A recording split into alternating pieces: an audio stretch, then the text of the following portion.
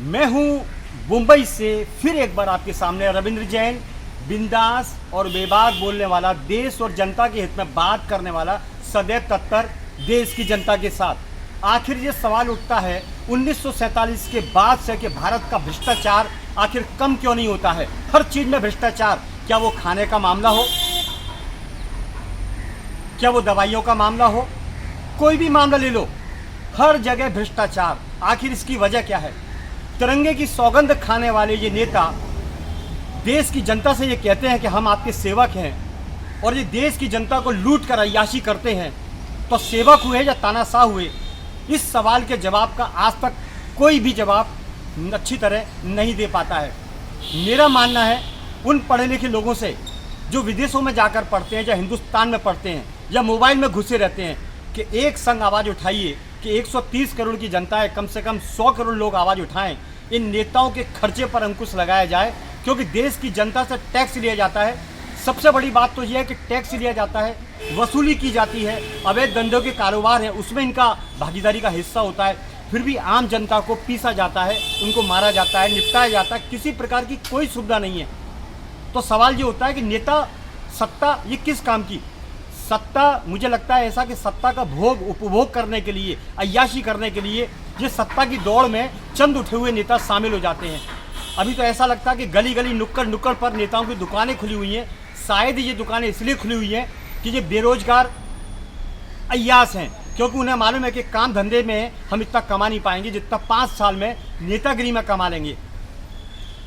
ये एक हकीकत है ज़िंदगी की कि 5 साल के अंदर नेता 500,000 करोड़ रुपए कैसा कमाता है, इस बात का आज तक खुलासा नहीं हो पाया है। आम जनता के ऊपर ईडी लगाई जाती है, जांच एजेंसी लगाई जाती है, उनसे पूछा जाता है ये घर कहाँ से आया, ये मकान कहाँ से आया, लेकिन इन नेताओं के बारे में कोई जानकारी नहीं दी जाती है। तो ऐसा कैसे चलेगा? हालांकि लोकतंत्र प्रजातंत्र की बातें की जाती है, लेकिन मैं समझता हूँ सबसे बड़ा भ्रष्टातंत्र भारत के अंदर फैला हुआ है, जिनका बीज नेताओं का है। क्योंकि शासन और प्रशासन मिलकर देश को लूटता है।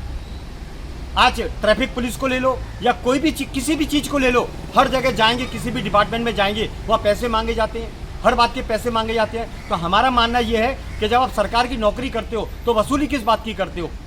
इनको फांसी दी जाए। ये देश के गद्दार हैं। देशद्रोही का मतलब क्या है आज तक हमें ये समझ में नहीं आया, लेकिन हम जब सच्ची बात बोलते हैं तो हमें फंसाने की कोशिश की जाती है कि आपने भड़काऊ भाषण दिया।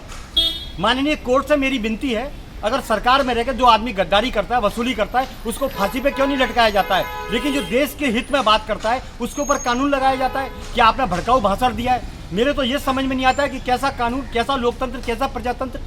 हर तरह जनता को पीसा जाता है और नेता अय्याशी करता है। हमें अभी तक समझ में नहीं आया कि 1947 के बाद से हालत क्या पैदा हो गई है। हालत ऐसी पैदा हो गई है कि एक टाइम था, आज़ादी के पहले हमारे पुरखों ने, आपके पुरखों ने, हिंदुस्तान के लोगों ने गोलियां खाई और देश को आज़ाद कराया।